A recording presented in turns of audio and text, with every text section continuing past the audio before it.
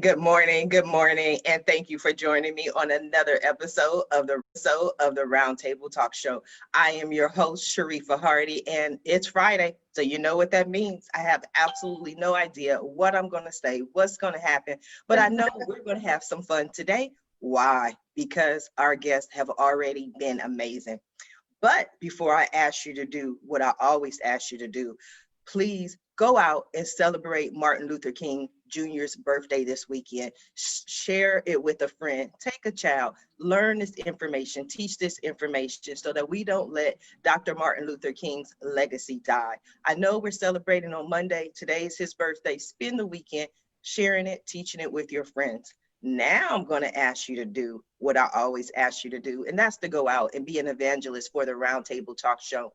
We have so many entrepreneurs, small business owners, medium-sized business owners, heck, large corporations right now who are suffering during this time frame. So we have brought together the experts who know the top in their fields and what's going on. So please go ahead and share it with a friend. Wake somebody up. There's someone who needs to hear this message, whether it's your roommate, your boss, your neighbor. Our guests today are going to blow you away. So while you're sharing the show, I'm going to go ahead and introduce our very first guest. And our first guest has been here with us before. I love when our guests teach me something new. And this guest definitely did. He taught me how to learn about different species when you have absolutely no idea who they are. Dr. Shadi is here with us this morning. He graduated from the State University of New York at Binghamton, where he received his Bachelor of Science degree in biology. He then attended Cornell University, where he received his Doctor of Veterinary Medicine degree. After completing his studies at Cornell, Dr. Shadi participated in an intense one-year small animal medicine and surgery rotating internship at Angel Animal Medical Center in Boston, followed by 2 rigorous one-year small animal surgical internships at Long Island Veterinary Specialists in Plainview, New York. Good morning, Dr. Shadi. How are you? Good morning. Thank you so much. I'm doing great. Happy New Year. Happy New Year. It's great to see you. You all shaved up, clean cut, looking good. The last time you were here, we had a lot of fun. Absolutely. I couldn't wait to come back. Yes. Okay. So I'll allow you to introduce yourself. But the part that I thought was so cool is you were telling us how you learned about different animals when you had no idea how to treat them. Can you share that with us again, please? Absolutely. Yeah, of course. About a year ago, I launched my own telemedicine company for pet owners. It's called Vet Triage, VETTRIAGE. And it's the only telemedicine company of its kind, full-on video capabilities, 24/7 with licensed veterinarians, any species. And so one of the topics we discussed last time was regarding how do you handle having a species come on with a medical emergency at 3 in the morning that you've never dealt with before. So for example, in my company, we've seen horses, we've seen goldfish, we've seen squirrels, turkeys, you name it, we've seen it. We had 1 pig so far.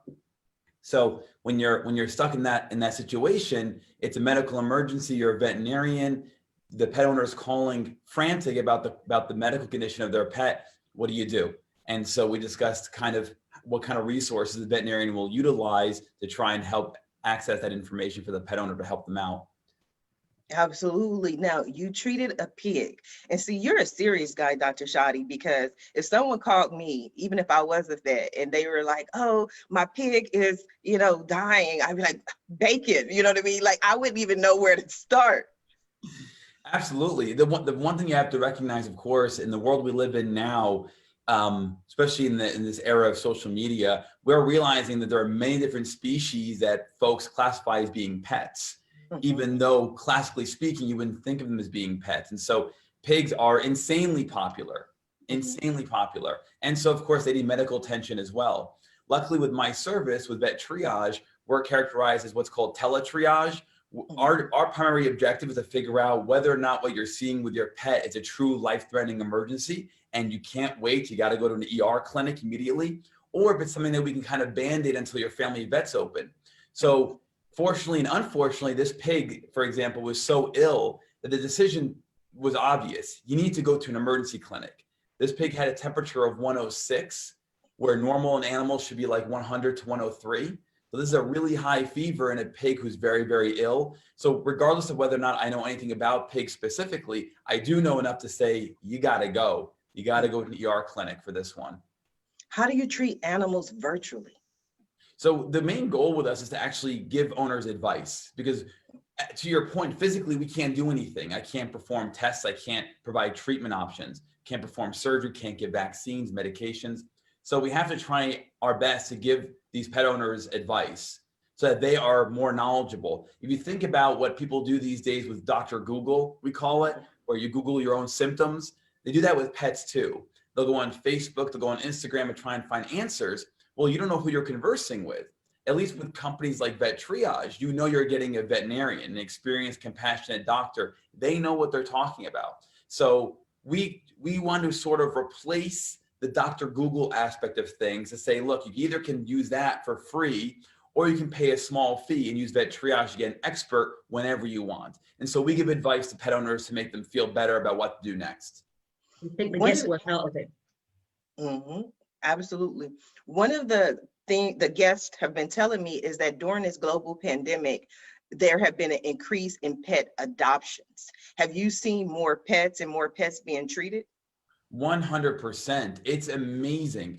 Oh, there's a fair percentage of folks who utilize Vet Triage who start the conversation with, we just adopted a kitten, we just adopted a puppy. It happens constantly on my service. And I do think the pandemic plays a huge role with that, 100%.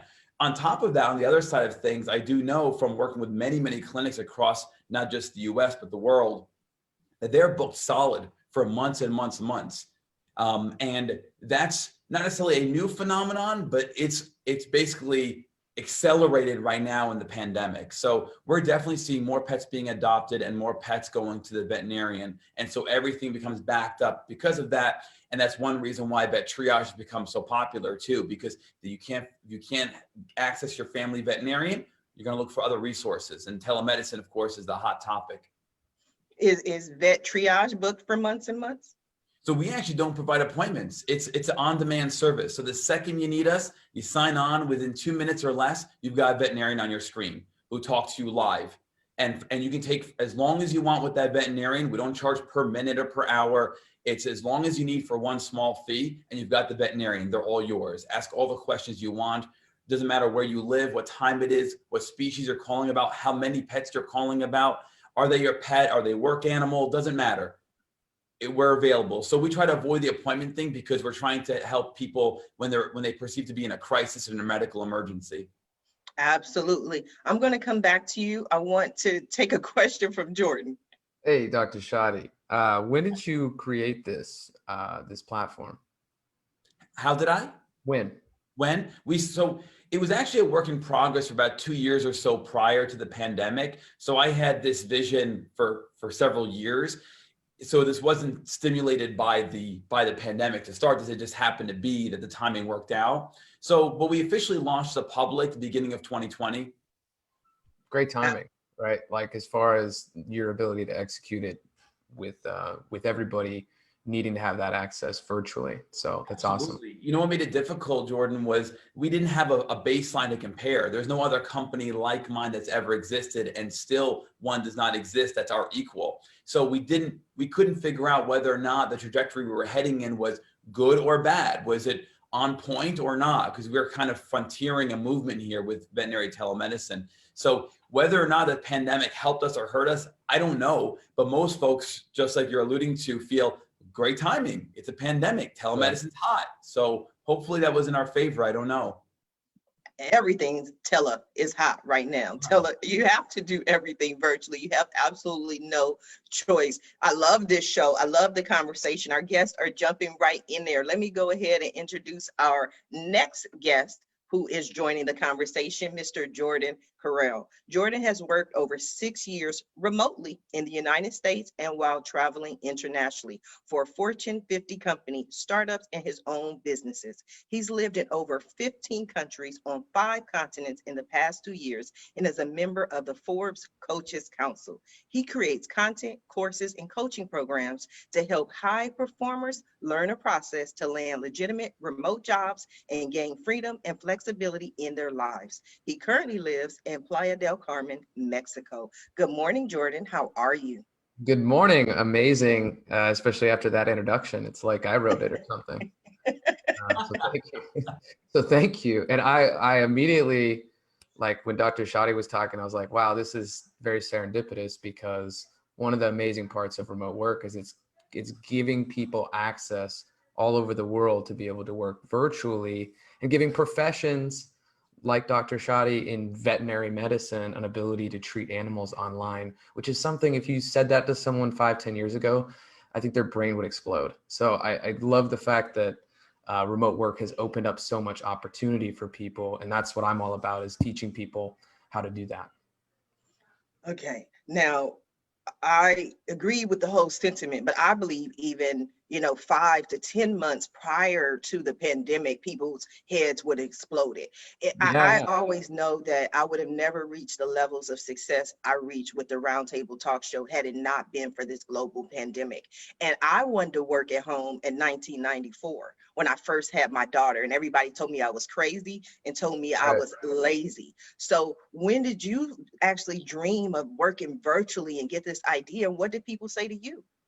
Well, I've been working remote for almost 7 years, and the first time that I worked remotely was kind of purely, I don't want to say by accident, but it was a job I found on Craigslist as a telemarketer in college. So I was doing these calls in between a couple of part-time jobs and all my university courses, and I didn't have any idea it was remote work at that time, but I was like making calls from my computer.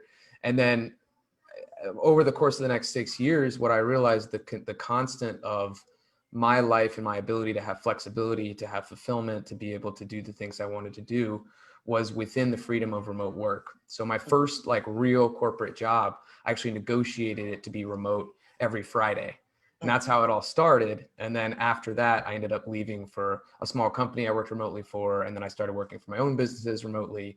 And you gain a lot of perspective over the course of 6-7 years working remotely for quite a few different corporations, as well as your own businesses. And there's a learning curve. There's a learning curve learning to work from home, just as much as there's a learning curve to move to Mexico and work from here where I am now. So I set out to say, hey, I started getting all the same questions from people. I think when you get the same questions from people over and over and over again, you might have a business. So that's really how it turned into, what it turned into now, where I have, 5, 10, 15 clients at a time that I'm working to help find remote positions. I definitely agree, because that's how the whole Ask Sharifa brand started. When I built my first website, everyone in my network was like, Sharifa, you got to build me a website. And then I started marketing my website, and everyone like, Sharifa, you have to market your website. And so people just started asking questions. What do we know about Google search engine ranking? How do we do SEO? How do we get to the top of the search engines? And I said, you know what? This is back in 2009. I said, I'm gonna answer these questions all at one time. And I launched Ask Sharifa Radio. So I can completely relate. What is the learning curve about? What are some of the things you learned that were different from working in an office with coworkers and people as opposed to working remotely? It's a lot easier to take a nap when you're working remotely. Go Jordan. Yeah, like really, I mean, the first 9 months that I was working for the corporate organization I was working for, I was at IBM. So really large, one of the biggest companies in the world. And at the time, like remote work, the days that we got to work from home during snow days, because I was living in Boston, that was just meaning that I could wake up 10 minutes before my first call. So that's what it meant to me at that time. It was a buffer for my hangover. Now it's like over the course of time, when you come to realize, oh wow, like I can actually use that extra hour to go to the gym. I can use that extra hour to make my own food. I could do all these things from a lifestyle perspective that provide me a lot more fulfillment. And that's really what it's become for me now. So when I look at some of the early mistakes or things that were different, was maybe my initial thought was, oh, wow, I've got all this extra time to just kind of be lazy. And then over time, you're like, wow, I got this extra time to be productive. So having that mindset shift there is important. And then also realizing, well, there's quite a bit of other things that are different within working from an office. You're a lot more lonely, maybe. If you don't like being isolated and you're working from home, I mean, that can be tough for people. So you got to find maybe a co-working space, or maybe you go to coffee shops. But I just want to warn people who've been working remotely since the pandemic, this has not been remote work. This has been forced work from home pandemic work, which is not the same as the typical flexibility and freedom, someone would have being able to work remotely before that. Absolutely. And I think that's very important. I like your style, the way you present information, and your honesty and your authenticity. But it is true. People, one of the reasons I love to work at home is to take naps and to eat. My first job out of high school was working for TWA, Trans World Airlines. At 18 years old, I was traveling around the country, but we used to work a lot of overtime, and we had sleep rooms. And it was just a huge room with nothing full of but cots. And so if you just did an 8-hour day and you're about to do another 4 or 6 or whatever you're about to do, you go, you rest, you take a nap.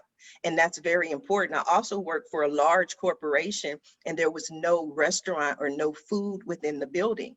There was no food within walking distance. The closest food place was a McDonald's, which was about 4 blocks away, and you had a 30-minute lunch.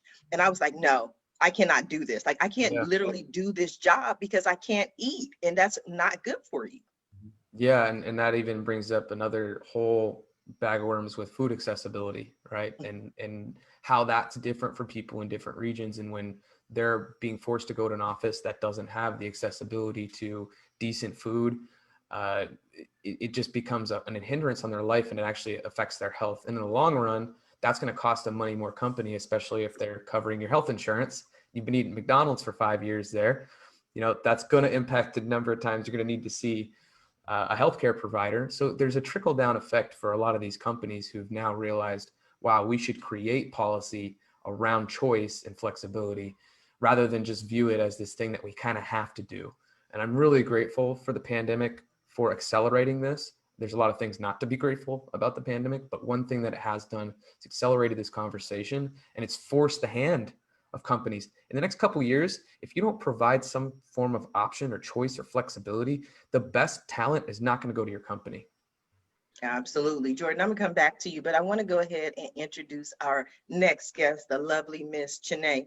She's an entrepreneur and the architect of a transformation process that builds resonant brands, not solely through compelling brand stories and strategies, but crucially through creating capability, connections, and operational readiness to match brand ideas and goals. She realized that while many agencies focus on the branding of SMEs, they don't provide change management and digital capability implementation in parallel to improve clients' positioning and value proposition. Good morning. How are you? Very well. Thank you, Sharifa. Thanks for having me. How are you doing? I'm excited. Where are you located? I'm in London. Oh, I heard the accent. I couldn't place it, but I'm like, she's not in America. Thank you for joining It's not us. morning. What time is it? It's 4:18 in the afternoon. Okay, so you're awake. Tell us about yourself. Tell us who you are and what you do. As you've said, my name is Chinenye, and I'm a brand and transformation strategist and founder of Iconify. Iconify is a brand change and digital agency, and we design integrated solutions for business problems. So we work with businesses to improve their brand equity by building operational capacity, digital capability, and a customer service orientation. So it's not just about the brand story. It's not just about your logo, the presentational layer of brand, as I call it. It's really about going to the core, the heart of the brand, what it stands for, what the purpose is, what it's meant to stand for in the lives of the people that are your target segment, and actually operating in a way that reinforces the brand, that reinforces the message of the brand. Just a little bit about me. I have several years of experience or business technology, software transformation from strategy to delivery with large corporates. And I wanted to bring this experience to bear in helping businesses identify the necessary changes they need to make and mobilize and pivot if they need to. Fantastic. Now you heard Dr. Shadi, and he is unique in his industry. When you were listening to him, what were your thoughts?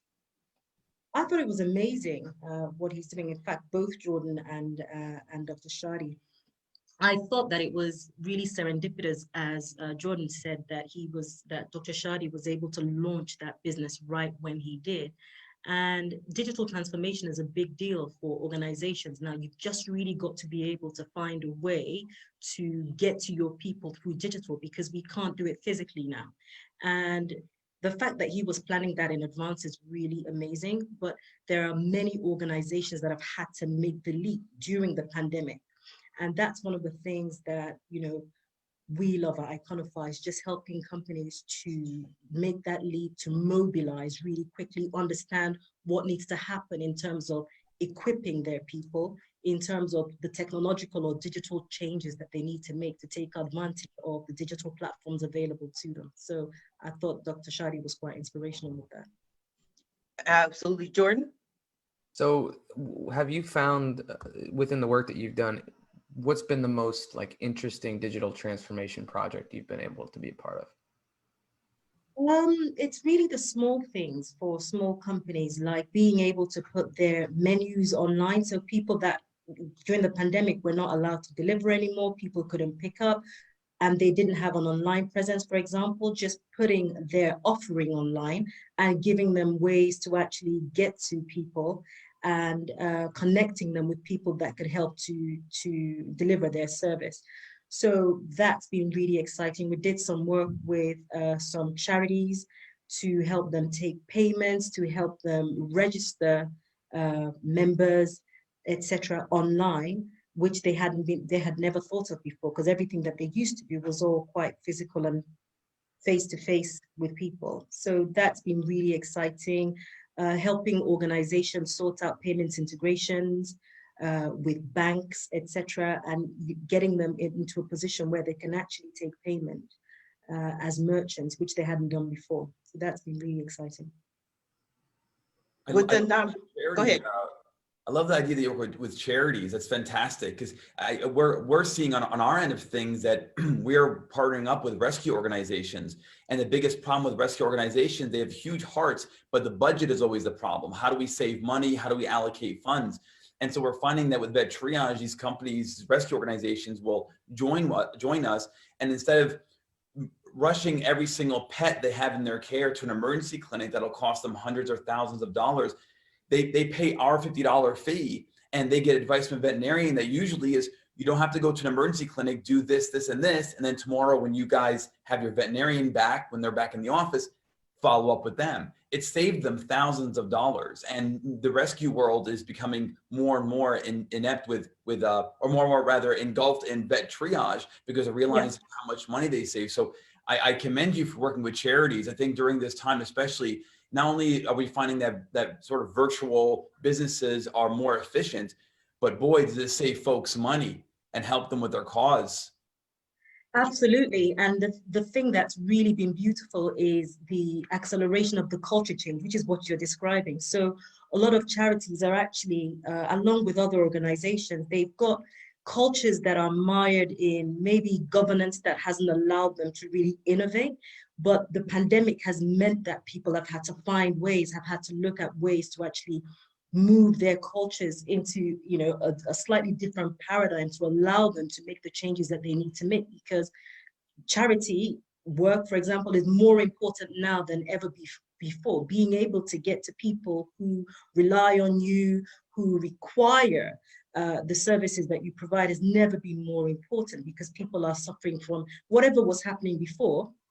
The order of magnitude is worse: deprivation, isolation, loneliness, for example, not to mention funding. All these things just got greater in this time. So that ability to actually go digital to get to your clients was fundamental. How much do you see is and sorry about that. No, go ahead. Okay.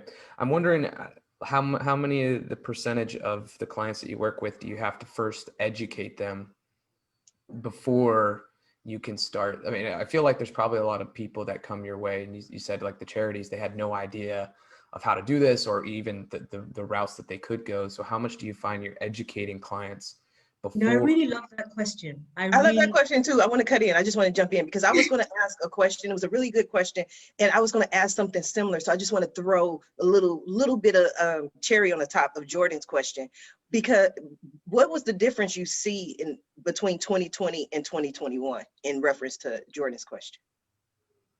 Oh, so 2021 is, it's 2 weeks in.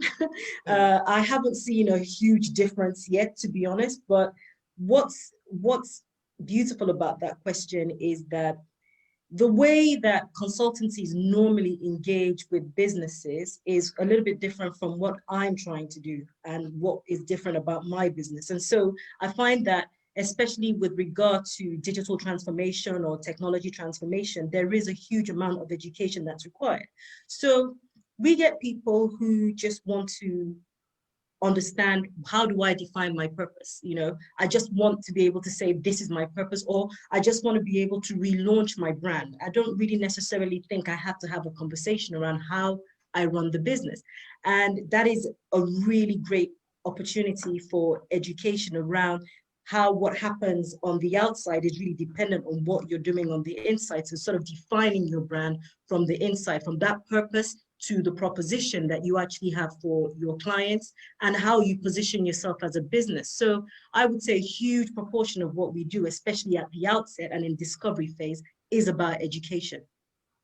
Yes, the only reason I asked that, and don't kill me, Jordan, for adding on to your question, because, you know, again, I've been online since the 90s. And people said, okay, it's 2020, it's time to go online, it's time to have an e-commerce website, it's time to have a digital footprint. Now, you know, in a year, basically, because the pandemic basically started in March, you still have people who are waking up to the idea that I need to be online. So that's why I was just trying to get an idea of the time frame. I understand what you're asking now. And it's a mindset, you know.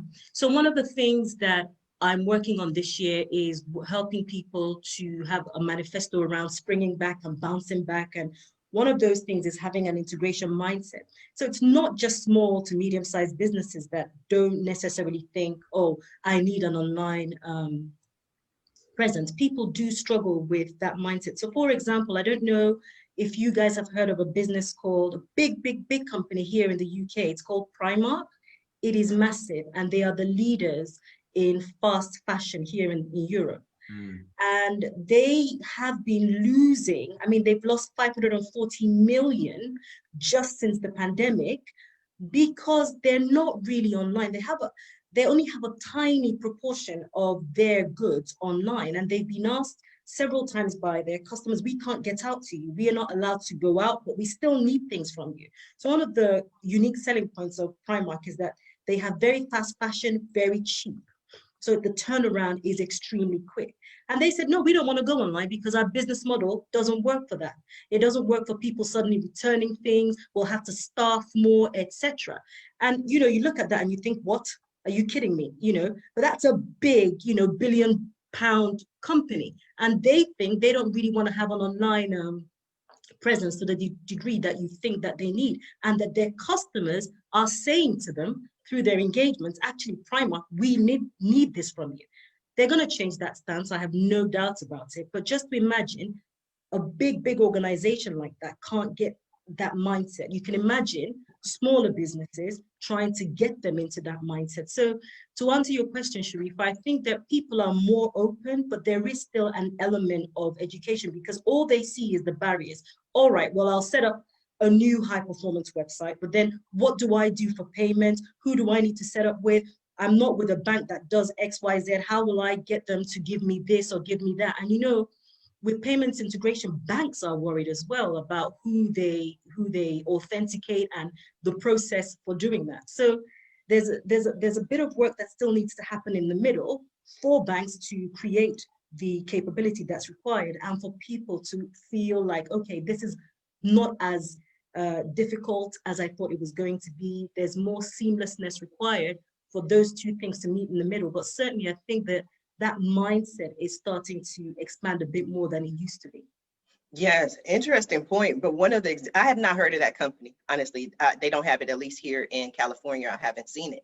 But I'll tell you about a company that is here that people said would not make it through the pandemic, and that was Ross. I was one of those people like, okay, look, I'm gonna need y'all to open up my Ross. And there's no online shopping. I just checked right now to see if they had made any changes. There's no online shopping. There's just a website. It was funny because Governor Newsom here in California was making a live and people were commenting in the live. And the one that stood out to me was a lady who was just like, okay, everything's shut down, but when are you going to open up Ross? That's what we need to know. And when they finally opened up Ross had a line like 2 miles long. People didn't care. They were like, I've been waiting for Ross. And when you finally got in Ross, because yes, I admit I was in the Ross line too. I mean, shirts were like $3, pants were $6. I'm like, yes, I've been waiting for it all my life. Jordan.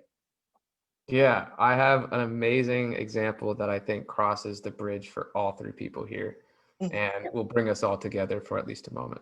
So one of the companies that showed an insane amount of digital transformation in the animal space is a company called Sweet Farm. They're an animal sanctuary. I believe they're in California. And what they did was they developed a program called Goat to Meeting, where they took people around virtual tours of their place. Now, you remember the way that they were getting donations, getting people to contribute, where they have people come visit the animals, they do tours on site, adoptions, you know, whatever else is that they did. But now, not being able to have people there, they started doing these online virtual tours where they'd put a goat in your Zoom meeting, or they'd take you on and they'd make $100 for 10 minutes for these. Oh, wow. I need some goat. And it's just really funny because they got booked out for like 6 months in advance. And now they're doing, I think, 20 minutes for $250 for unlimited guests. And then they do classroom stuff now. And it's just a great example of an animal sanctuary, which I know speaks to the heart of Dr. Shadi, as well as digital transformation, as well as remote work. Like it kind of crosses all those boundaries. So I wanted to bring up that. That's amazing. That's really amazing. But in order to do that, they had to think about very quickly their business model. They had to think about, how do we change our business model, right? And in order to do that, they needed to understand actually, why do we want to be doing this particular business? And what do the people who come to us normally, what do they want from us? And how can we provide that virtually?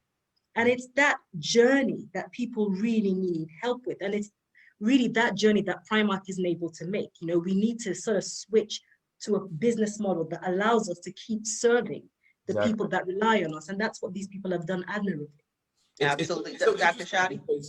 It's so interesting because you see these like organizations like that sanctuary that are, you know, they're fairly small in comparison to other huge multi-billion-dollar companies, and yet they have the foresight and the innovation to think like this and then mold to the times. I'm utterly confused as to how companies that are massive, airlines, hotels, huge companies, still haven't figured out, with all their resources and all their influence and all their money, how to adjust to these changing times. I mean, we are, ever since the 90s when the internet came about, we've been just crazy innovative. And yet you guys since March haven't figured out how to mold to this. Like, figure it out, change your business model. It is confusing and sad that folks are, for some reason, stuck back in the brick and mortar, back in the kind of the way they were doing things before the pandemic. It's confusing, and it always starts at the top, right? It's always the top that influences what the rest of the company is doing, what the culture is like. What's up with the people at the top? And they're not being a little bit more proactive, a little more aggressive with figuring out, okay, we're losing money. How can we adopt? How can we evolve to these changing times? No, I always talk about, again, TWA, my first job out of high school as an 18-year-old kid. You know, I was a geek. I've always been a nerd all my life, an early adapter. And I started working as a reservationist. That's what I did, made passenger reservations. And I got there And again, this is 1994. They're faxing their passengers their travel reservations. And I said, why don't you just email them their reservations? And the supervisor told me, this is the way we've always done it. Yeah. This is the way That's we will always do it. And I don't know if you know, but TWA is no longer in business. And I'm not saying that's why, but I do know you have to adapt. I helped train many doctors over the years, younger vets, over my 15-year career. And I always tell them, if my answer to you is just because that's the way we've done it, that's not the answer. Something is wrong. Either I don't know where the answer is, or I need to like figure out a different way to go about it and take your question seriously. If your answer is just because, or that's what we've been doing, or whatever, there's something wrong there. Yeah, there's a governance issue, right? And like you said, what's happening at the top is what's influencing what actually happens in the business. So you've got your governance problems, you've got your culture problems. And if the general mean of the organization is that they just are not agile or don't want to move or don't want to be innovative, this is the problem. And the bigger they are, actually, most organizations tend to just be a bit more protectionist in the way that they work. So even if they bring in consultants to help them, it's about protecting the status quo. They're not necessarily thinking about how to grow or how to innovate. And that's why I'm so passionate about the SME space, because that's where you're going to get a lot of that to really work, to really be, to find people that are receptive to it and people that can benefit from it the most. Jordan?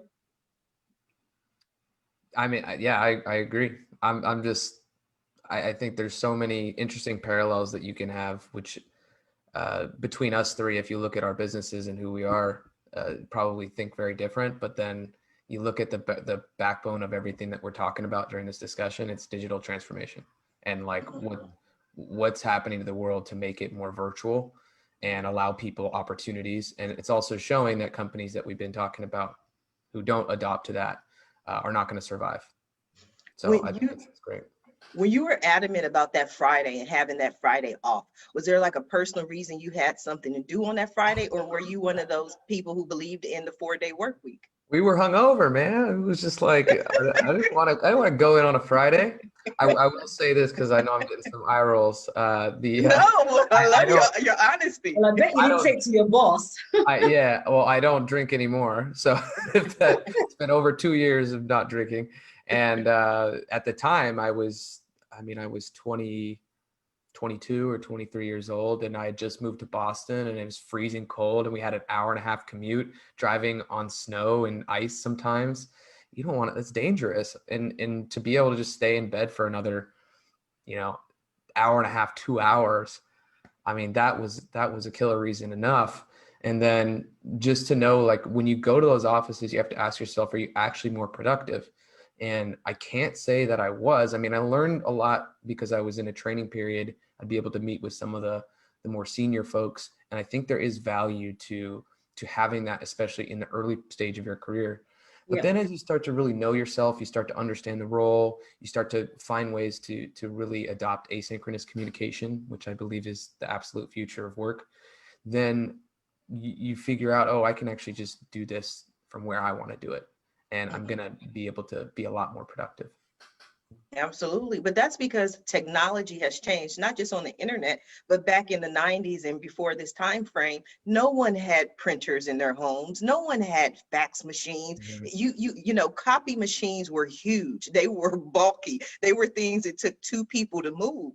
But now everyone has a 3-in-1 printer sitting on their desk. We have small laptops. We're agile. We're able to move. And it's so funny because, again, all my life, I'm like, I want to work from home. I want to work from home. And my mother, very corporate, worked for a hospital, couldn't understand it.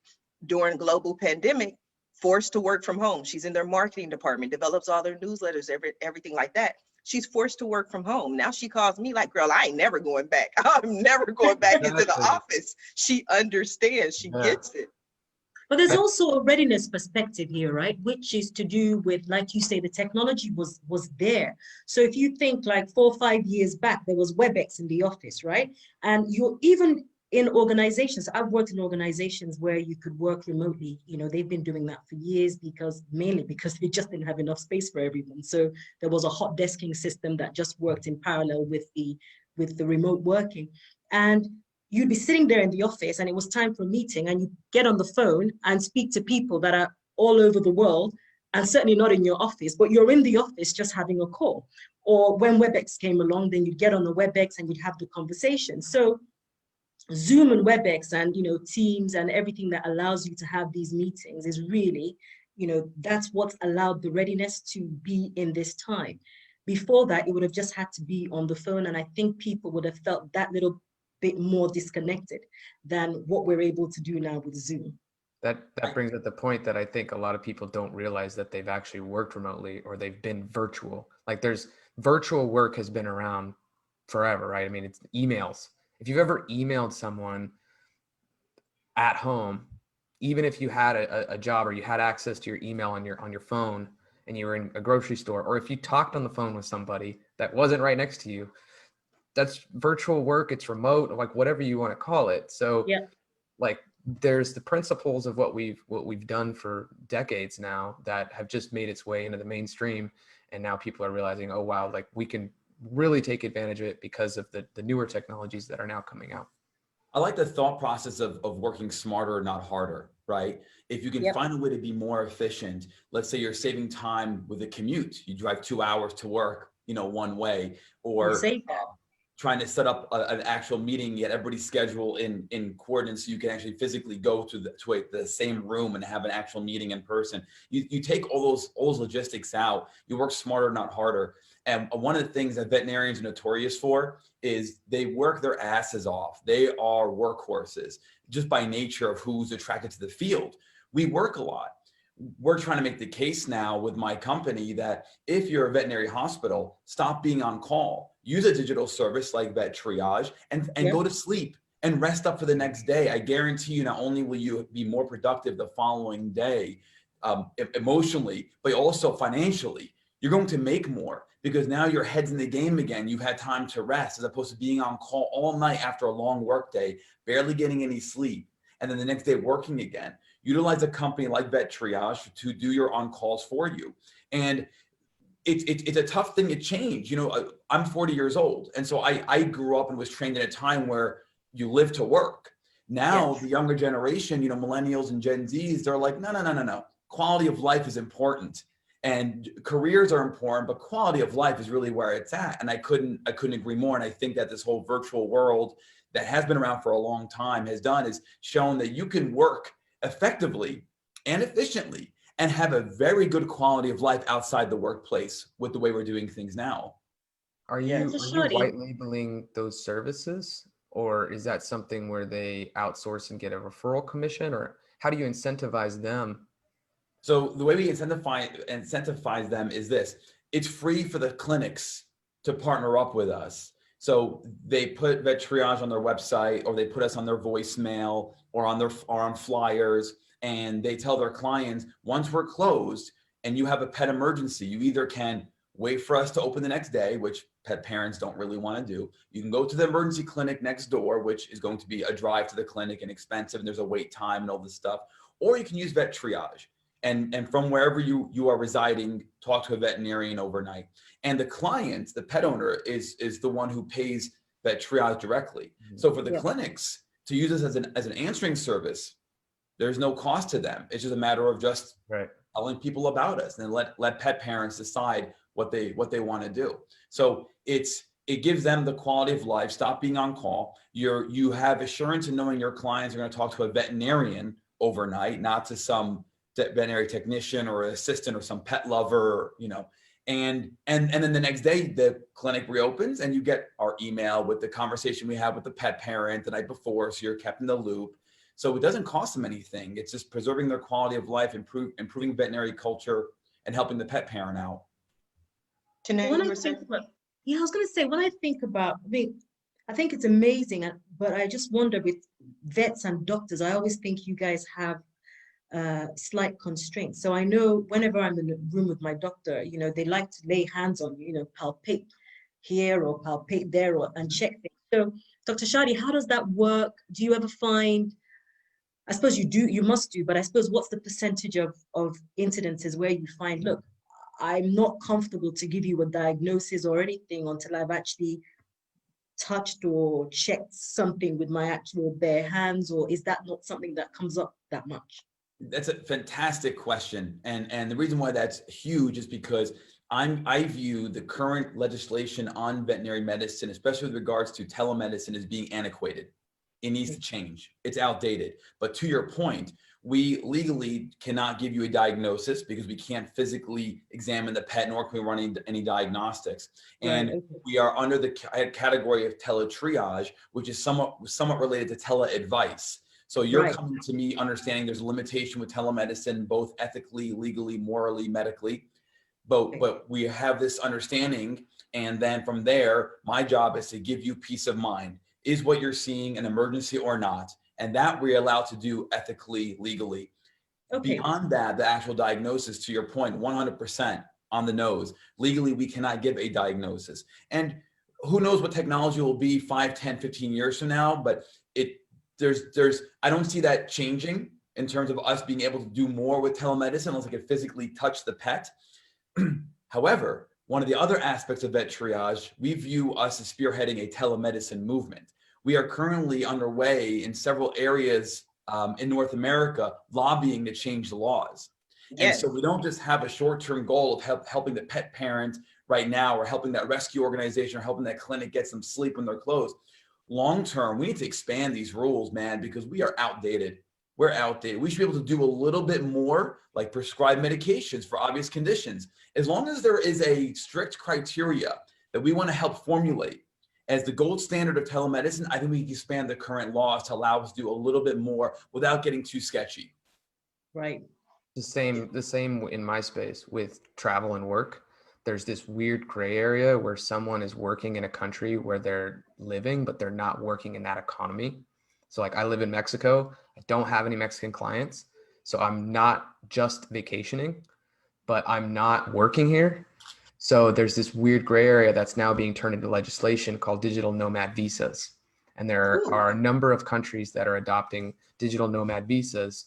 Dubai, for instance, just announced one that's 1 year. So you can go to Dubai for 1 year and work in Dubai as a remote worker. They'll recognize you legally, which is really, it's, again, there's that gray area. So like St. Lucia has one as well. Yeah, in Barbados, and they're working on one in Thailand. They're working on one in Colombia. It's just very interesting. So like in Mexico, I have temporary residency, but when I was going through my interview, he was just giving me the hardest time about working remotely. He's like, well, you're going to work, so you're not just living. And it was just like this thing where I'm like trying to explain it. And you think after 2020, people understand what remote work is and how much it's needed. So it'll be interesting to see how laws change with all this transformation as well, because our legal system definitely hasn't kept up with technology. That's such a good point, because we have a problem in both the medical field and the veterinary field about licensing. So if you're a veterinarian and you're licensed in Arizona and you want to help somebody in New York with their pet virtually, well, where does the rules behind licensing end, and then new rules begin? Or what if you have the client is on vacation in Hawaii, their pet's in New York under a caretaker, the doctor's in Texas? Which state are you licensed in? And it's obviously the answer is that's impossible. And so we need something like that visa that you're talking about to allow for an expansion of licensing from the standpoint of medical professionals to let us take care of people or pets on a wider scale without having to physically be in that state or be licensed in that state. Is that going to change your insurance requirements and things like that? We actually don't have health insurance for pets the same way that people do. With the pet insurance companies that are out there, it's more of a reimbursement idea. So you pay a certain monthly service for a pet insurance company. You've got coverage for your pet. You have a problem with your pet. You send the bill and the medical notes to the insurance company. They reimburse you a certain percentage based on the policy you signed up for. Sorry, I meant more around your insurance as a licensed practitioner. So your liability insurance? Yes, exactly. Does that change your liability you're suddenly outside of where you need to practice it. I think it has to. I think it has to. The way it currently is now, the answer is I don't know, because we're still using the conventional liability. If I work in a brick and mortar and something goes wrong, so I don't know. It needs to be expanded, and it's one of the things we're going to have to eventually fight for. Is that it's just these battles are so convoluted with how many people are involved with medical boards. Not to mention that they work quarterly or something, so it's like I have to wait for yeah, but not to mention that we're in the middle of a global pandemic. So that's the only thing that they want to deal with. That's the primary issue. Right. That's it. And that's all. 100%. So I want to ask you, when you mentioned covering the expense with their insurance, does their insurance cover pet triage? Yeah, so that's what's interesting. We're finding insurance companies either not sure where they stand yet with covering telemedicine consultations, or they're saying flat out, no, we're not covering them. So we actually got approached by a smaller, newer pet insurance company looking to team up with a telemedicine service. And they found me first because one of their regional managers is a friend of mine who I helped train as a young doctor. And so I'm hoping that this company will take on telemedicine because there's a niche there. And these other companies, the ones that have been around for a very long time, are very timid in jumping into the telemedicine world as far as covering them. And goes back to what we were talking about. They're just not ready. The culture's not there. The governance is not there.